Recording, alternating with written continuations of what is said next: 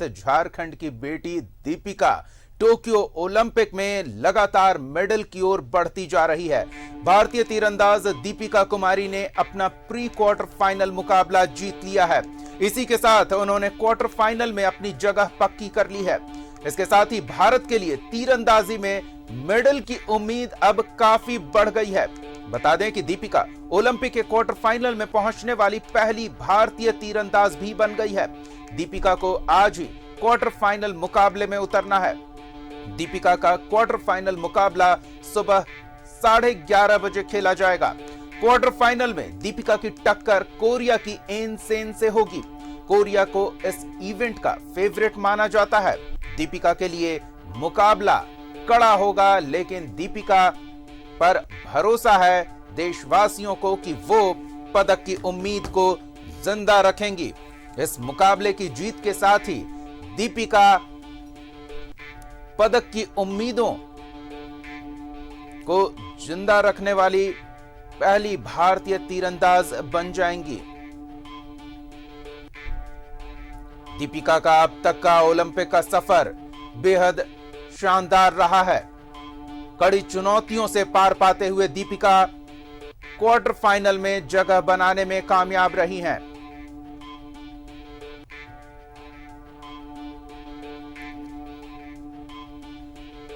तो हम सीधे रुख करेंगे अपने सहयोगी शहनवाज का। शहनवाज, एक और पायदान झारखंड की बेटी पदक की ओर बढ़ा चुकी है।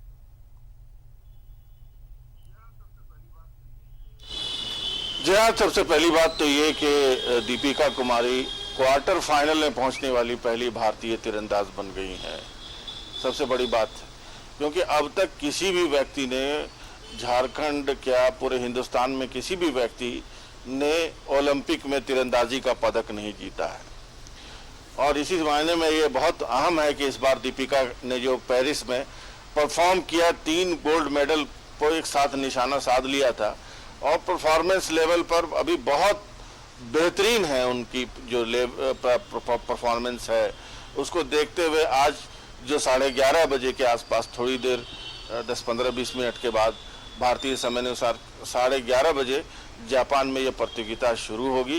और कोरिया के जिस खिलाड़ी से उनका मुकाबला है वो विश्व नंबर 1 का दर्जा रखती हैं और उनको हराते ही पदक के जो चांसेस हैं वो करीब ब्राइट हो जाएंगे, पक्के हो जाएंगे। इसके अलावा भी भारत के लिए कई फ्रंट से खुशखबरी है ओलंपिक में। एक तो चामू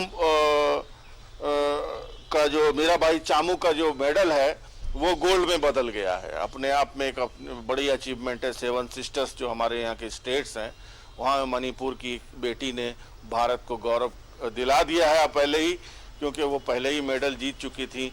लेकिन उनका मेडल जो है तकनीकी कारणों से गोल्ड में बदल गया है, क्योंकि जिसने गोल्ड मेडल जीता था जाहिर है वो डिस्क्वालीफाई हो गई हैं। इसके अलावा महिला हॉकी से भी एक बहुत बेहतरीन खबर आ रही है। सलीमा टेटे और निक्की प्रधान 2 खिलाड़ी झारखंड की इस टीम में शामिल हैं और आयरलैंड को 1-0 से उन्होंने पराजित कर करके आगे का रास्ता उन्होंने तय कर लिया है। आगे उनका सफर भारतीय महिला हॉकी का जारी रहेगा।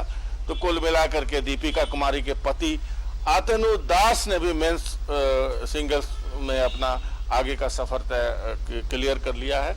दीपिका कुमारी तो जाहिर है 10-15-20 मिनट के बाद अभी कोरिया की खिलाड़ी से भिड़ेंगी और उम्मीद है कि उसको आसानी से हरा देगी और उसके बाद फिर आगे का सफर बहुत आसान हो जाएगा दीपिका कुमारी के लिए। और झारखंड को भी इसके साथ ही गौरव का एहसास होगा।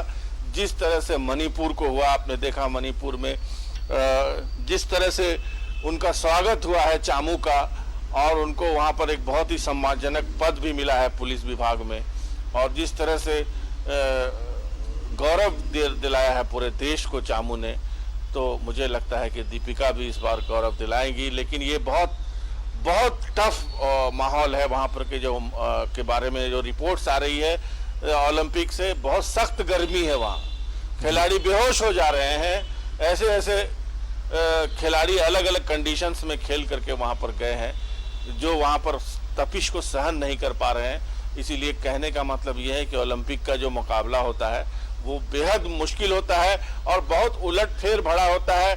इसमें कुछ भी आप एंटिसिपेट नहीं कर सकते हैं, सिवाय ये कि आपका लक, आपकी मेहनत, डेडिकेशन, माँ बाप की दुआएं और पूरे देश में इतने सारे जो लोग दुआएं कर रहे हैं, एस्पिरेंट हैं कि भाई भारत भारत भारत, भारत की भारतीयता और भारत का जो एक जीतने का गौरव का एहसास होता है, वो बहुत सारे खिलाड़ी लेकर के जाते हैं वहां, लेकिन वहां पर कामयाबी बहुत कम लोगों को मिलती है। अब तक इतिहास गवाह है कि बहुत बहुत बेहतरीन परफॉर्मेंस भारत का नहीं रहा है। हाँ, कुछ ऐसे खेल हैं, निशानेबाजी में एक पदक आपको याद होगा कि अभिनव बिंद्रा ने जीता था। उसके पहले, बहुत पहले हॉकी टीम मैन ने जीता है, महिला हॉकी टीम ने भी कुछ पदक जीते हैं, लेकिन ये कि स्वर्ण पदक बहुत मुश्किल से आता है भारत के हिस्से में। और आज का जो मैच है, दीपिका कुमारी जीते तो इससे न सिर्फ ये कि भारत का बल्कि सीधे सीधे झारखंड का गौरव बढ़ेगा। और झारखंड में जो तीरंदाजी का माहौल बना है, और आपने देखा कि न सिर्फ ये कि दीपिका कुमारी, अब उनके पीछे कतार सी लग गई है। पेरिस में ही आपने देख लिया, कोमलिका बारा है, और भी जो खिलाड़ियों ने गोल्ड पर निशाना साधा और बहुत बेहतरीन परफॉर्मेंस दी। तो मुझे लगता है कि ओलंपिक के प्रति जो ललक है, हमारे यहाँ स्पोर्ट्स एकेडमी है CCL की, वहाँ भी एक हाई परफॉर्मेंस सेंटर बनने जा रहा है, उसको मंजूरी मिल चुकी है। और अब उस हाई परफॉर्मेंस सेंटर का मकसद भी यही है कि खिलाड़ियों को मनोवैज्ञानिक तौर पर ओलंपिक जैसे खेलों के लिए तैयार करें। क्योंकि हमारे यहाँ सब कुछ ठीक है, लेकिन हमारे खिलाड़ी घबरा जाते हैं।